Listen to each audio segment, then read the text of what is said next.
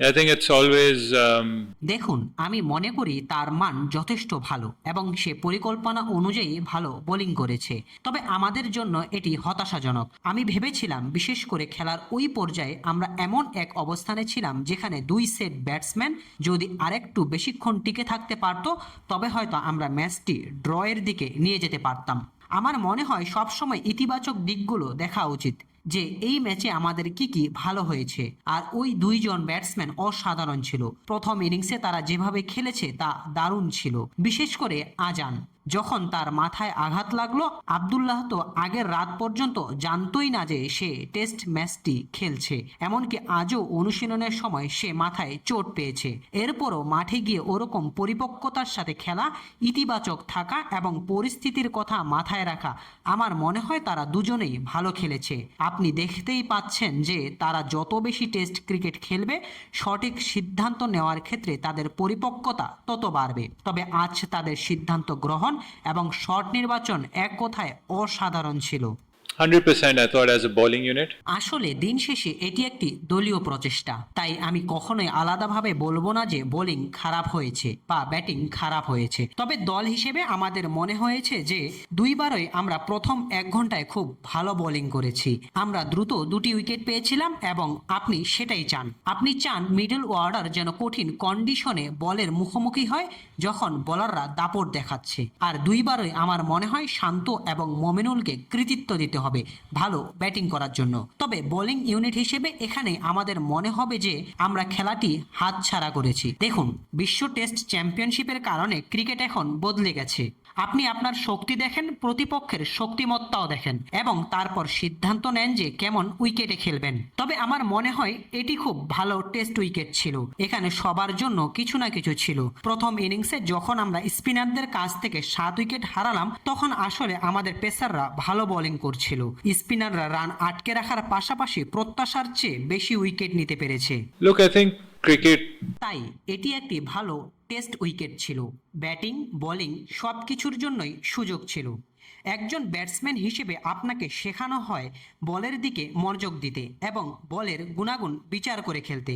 আমরা যে কোনো প্রতিপক্ষকে সম্মান করি এবং আমরা বিশ্ব ক্রিকেটের খুব ভালো মানের বোলারদের বিপক্ষে খেলি। তাই ব্যাটিং ইউনিট হিসেবে আমাদের লক্ষ্য থাকে বল দেখে খেলা এবং পরিস্থিতি সম্পর্কে সচেতন থাকা। কেউ যদি ভালো স্পেল করে তবে আপনাকে সেই স্পেলটি পার করে দিতে হবে। আবার কেউ যদি রান করার সুযোগ দেয় তবে তার বলে রানও নিতে হবে। লক্ষ্য যখন নির্ধারণ করা হলো, আমাদের মানসিকতা ছিল ব্যাটিং করা এবং দেখা খেলাটি কোন দিকে যায়। টেস্ট ক্রিকেটে আপনি সবসময় ভালো বলকে সম্মান করবেন এবং রান করার সুযোগগুলো কাজে লাগাবেন। চা পানের বিরতির সময় আমরা ভালো অবস্থানে ছিলাম, কিন্তু জয়ের লক্ষ্যের দিকে যাওয়ার জন্য যতটা ভালো অবস্থান প্রয়োজন তা থেকে আমরা কিছুটা দূরে ছিলাম। আপনাকে আলোর স্বল্পতার কথাও মাথায় রাখতে হবে। As a batsman, you're told to focus on the ball, and আমার মনে হয় না 75 ওভার খেলা সম্ভব ছিল, তাই কন্ডিশন এবং পরিস্থিতি বিবেচনা করতে হয়। চা পানের বিরতির সময় যখন দুজন সেট ব্যাটসম্যান ক্রিজে গেল, আমি ভেবেছিলাম আমরা সুবিধাজনক অবস্থানে আছি। টার্নিং পয়েন্টের কথা বললে এই ম্যাচে অনেকগুলো টার্নিং পয়েন্ট ছিল, কোনো একটিকে নির্দিষ্ট করা যাবে না। দল হিসেবে আমাদের সামগ্রিকভাবে ভুলগুলো দেখতে হবে। 5 দিনের একটি টেস্ট ম্যাচকে একটি আউট হওয়া বা একটি ঘটনার ওপর ভিত্তি করে বিচার করা যায় না। দল হিসেবে আমরা অনেক কিছুই পর্যালোচনা করব। তবে হ্যাঁ, ব্যক্তিগতভাবে আমি ভাবছিলাম তখন 4:10 বাজে, এই ছেলেরা যদি আরও 40 মিনিট ব্যাট করতে পারতো, এবং যেহেতু 5টার দিকে আলো কমে আসছিল তাই হয়তো বাংলাদেশও কিছুটা রক্ষণাত্মক হয়ে যেত। সেটি ম্যাচের একটি গুরুত্বপূর্ণ অংশ ছিল। আর প্রতিপক্ষের লোয়ার অর্ডারের বিপক্ষে একজন বোলার হিসেবে আপনি সব সময় গতি দিয়ে আক্রমণ করতে চান। রানা আমাদের লোয়ার অর্ডারের বিপক্ষে ভালো বোলিং করেছে। look, like I said, we can't pinpoint a whole. হারলে আবেগ বেশি থাকা স্বাভাবিক, তবে বাস্তববাদী হওয়াও জরুরি। আপনার পয়েন্ট ঠিক আছে, কিন্তু একটি দল সবসময় অভিজ্ঞ এবং তরুণের মিশ্রণে তৈরি হয়। আমরা অতীতে দেখেছি যে আন্তর্জাতিক ক্রিকেটে একদম তরুণ দল নিয়ে খেললে পরিস্থিতি সম্পূর্ণ ভিন্ন হয়। দল হিসেবে আমাদের আত্মপ্রতিফলন করতে হবে এবং দায়িত্ব নিতে হবে। আমি মনে করি প্রথম ও দ্বিতীয় ইনিংসের বোলিং এবং ব্যাটিং সব ক্ষেত্রেই এমন কিছু মুহূর্ত ছিল যা টেস্ট ক্রিকেটে আপনাকে সহজ কোনো উত্তর দেয় না।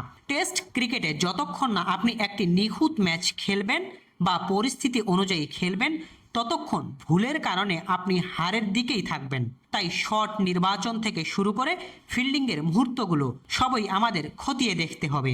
দিন শেষে বিষয়টি পরিষ্কার, জবাবদিহিতা ও দায়বদ্ধতা থাকতেই হবে। প্রত্যেককে এটি নিতে হবে, আর ফলাফলের মাধ্যমেই বিচার করা হবে যে কে কোথায় দাঁড়িয়ে আছে। अभी obviously emotions हाई होते हैं जब आप हारते हैं। তবে আমরা বলতে পারি না যে আপনি এক চরম সীমানায় আছেন নাকি অন্য সীমানায়। বিষয়টি অবশ্যই বস্তুনিষ্ঠ হতে হবে। আমাদের সামনে দ্বিতীয় টেস্ট আছে, আমরা সেটি বিশ্লেষণ করব এবং নিশ্চিত করার চেষ্টা করব যেন এই ভুলগুলো পুনরাবৃত্তি না হয়। স্যার, আপনি আমাকে পরিসংখ্যান দেবেন এবং আমি তা মেনে নেব।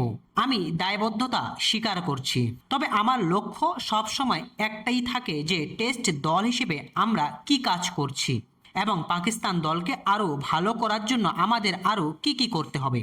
আমার উদ্দেশ্য একদম স্বচ্ছ, সেটি দল নির্বাচন হোক, ব্যাটিং পজিশন হোক বা দল সংক্রান্ত যে কোনো বিষয়। সব কিছুর মূলে হলো পাকিস্তান দলকে কিভাবে আরও শক্তিশালী করা যায়।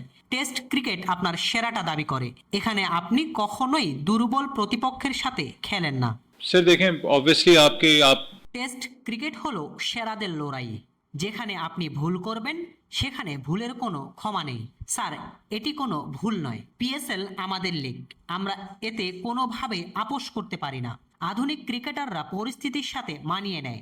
টেস্ট ক্রিকেটের মাঝে বিরতিগুলো কঠিন হতে পারে, যেমন আমরা যখন ওয়েস্ট ইন্ডিজে খেললাম তার 10 মাস পর দক্ষিণ আফ্রিকা সিরিজ খেললাম, এর 6 মাস পর বাংলাদেশ টেস্ট। তাই আমি বলছি আমাদের বিষয়গুলো বস্তুনিষ্ঠভাবে দেখতে হবে। হ্যাঁ, জবাবদিহিতা এবং দায়িত্ব আছে, পুরো দলকেই তা নিতে হবে। তবে আমাদের দেখতে হবে পাকিস্তান দলকে আরও উন্নতির জন্য আমরা আর কি করতে পারি।